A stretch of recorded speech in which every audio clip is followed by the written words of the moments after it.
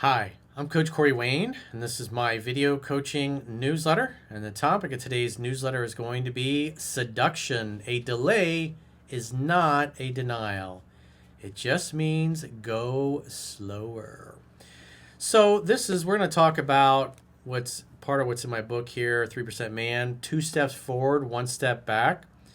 And so, this particular guy, hey, he's been following my work for several years, but admits that he just started taking it seriously the past year. And so that's when he actually started reading the book and taking seriously trying to learn it. And so he's been seeing a new girl, and they ended up going back to his house, and they were making out. She suggested moving things to the bedroom. However, once they got into the bedroom and were fooling around, she started offering some last minute resistance. And it doesn't look like he handled things artfully or didn't really understand 2 steps forward, 1 step back. Because again, even though he's been following for several years, he never really bothered to learn this stuff. And so now it's crunch time. He's in the bedroom with a woman who was happy to go back to his house. They had a glass of wine. She suggested they go into the bedroom. But then when she offered some last minute resistance, it kind of went sideways. And shortly thereafter, she asked him to take her home. So let's see what we can see. He says, "Hi, Coach. Hope all is well. I've been following your work since the fall of 2021, and I didn't really get serious about the work until about 12 months ago, and the results have improved immensely." Well, I say it all the time. You got to participate in your own rescue. Nobody's coming to fix you or to save you. You got to do that yourself. And it's up to you to fill in your knowledge gap and practice the stuff enough that's in my book so you can get really good at it. Because then things will be easy and effortless, and you won't be fumbling the football like right on the 1 yard line. It's like, have you ever seen, guys in the NFL, they're like way ahead of everybody else, and then they drop the football right before they cross the plane of the goal line, and then fumble the ball, and they don't even realize. They're trying to be cute. "Oh, look at me, I scored a touchdown." Like, no, that's a turnover and a touchback. So you don't want to fumble the football on a 1 yard line. I found myself in a situation earlier this week, and I'm wondering if you can provide your insight. I've been doing a good job of getting numbers and talking to and cycling women, plus getting out with them on dates. I recently met this one particular woman. She's 36, doesn't have kids, and wants them. I'm 41 and have almost adult children and had a vasectomy a couple of years ago, and she told me, "We can be friends." And I told her, "Friends with benefits sounds good to me." She said no to that. We exchanged a few more texts. And then very slowly over the next couple of days, I decided to try to make plans with her to see if the signs of attraction were there. She agreed, and the day of the date, she asked me if I could pick her up instead of meeting her there. I was really surprised by this. Well, that tells me she felt safe and comfortable with you. We met out in public with no mutual friends or anything, but regardless, she gave me the address and I picked her up. And so one thing of note is that now, because I already read this email, she's been to his house. And so in the future, when she reaches out, especially if it's at night, 8 o'clock at night, you can just say, "Hey, come over." Because now she knows where he lives. She's been there. She feels safe being there. So she had to work in a few hours, like I said, and I just wanted to test the waters of romantic attraction. We went and grabbed a coffee, and as soon as we got out of the car, we walked toward the coffee shop, and she bumped her hand against mine. We got our order, and I took her to a popular local outdoor area since it was a nice day. So he's making, one thing I would not have done is I would not have made a date when she's got to work in a few hours. And he presupposed that a seduction was not going to happen. But he's like, "Hey, I'll just go out and see what happens." Again, these are just little things where he's kind of straying from the book. So my goal as a coach is to stack the deck in your favor so you get what you want as quickly as possible. And it gives the woman the experience that this just is a natural, beautiful, unfolding love story. Walking around, she was brushing up against my side, bumping me, and we were on a wide pass, so I decided to do that thing in your book where you were like walking all over the street and your date was kind of chasing you down, walking next to you, bumping into you. And it's like the part I was talking about in the book was I was walking with a girl I was dating, and then I was just I'd go over to the left, I'd go over to the right, kind of go away from her a little bit, and it was just kind of funny. It's like women just, they don't even realize it. It's like an invisible thread that sticks them to you like a sucker fish. This woman was doing the same thing, and after about an hour, we went back to my car. I went for the kiss. Everything was good. After a few days, I reached out, and she said she was so happy to hear from me, and I told her, I had a good time with her last time. Let's do it again. When are you free to get together? We made plans for 3 days later, and then I got off the phone. Again, I went and picked her up. We went to another popular spot, and this time it was a little more cold outside, and she was wearing a sweater. After about 45 minutes, she started hugging me and saying, keep me warm. And I told her, I know a warmer spot we can go, and she asked, where? And I said, my place. She agreed and was only about a 5-minute drive back there. See, that's very smart because it facilitates potentially an afternoon delight at a seduction because he's only 5 minutes away. Just imagine if they're like 50 minutes away. He's driving all the way back. And then there's a chance by the time you get there, she's not so excited and so frisky anymore. So it's important to think about that. Think from the end. Assume it's just like James Bond does, it's going to end with a successful seduction in your bedroom. And so he did the logistics of sex. So wherever it was that they were was only 5 minutes from where he was. So she's cold. It makes it very easy to dip and go back to a place that's warm.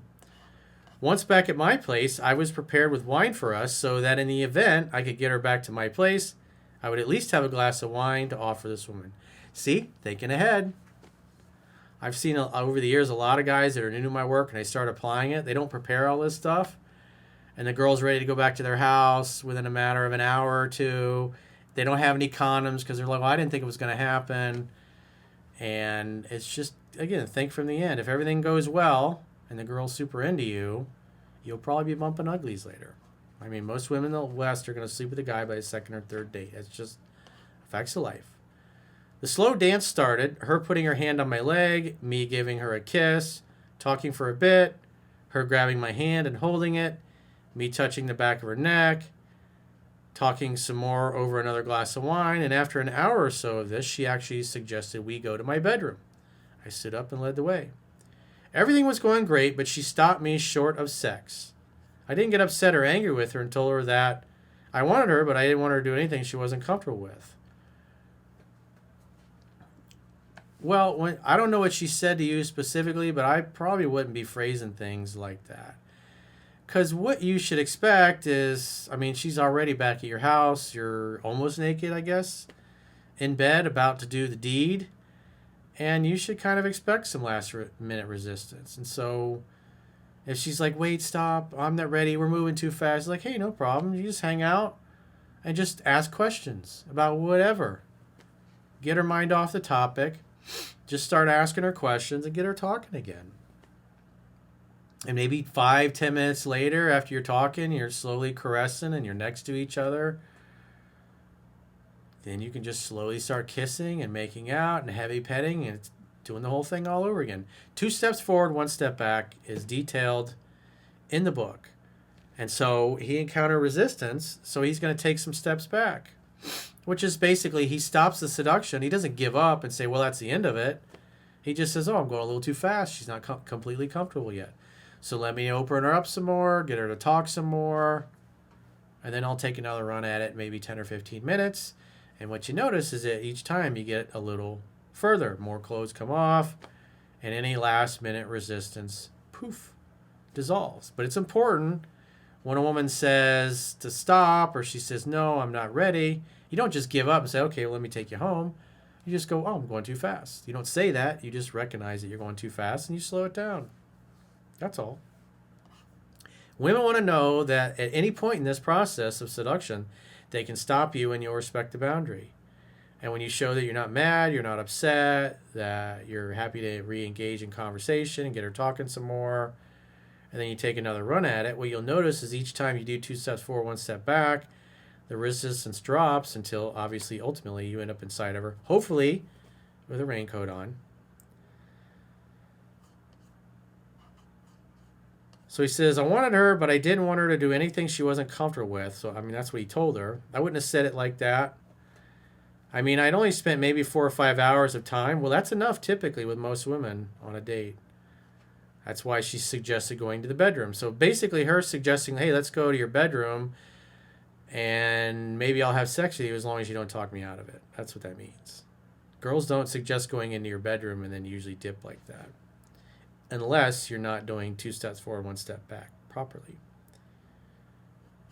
He says, I mean, I only spent 4 or 5 hours of time with this woman so far and was pleased with my progress. I didn't have the knowledge of what to look for in attraction a year ago, and she said to me, I'm just not sure it's appropriate when you haven't formalized your intentions to be together.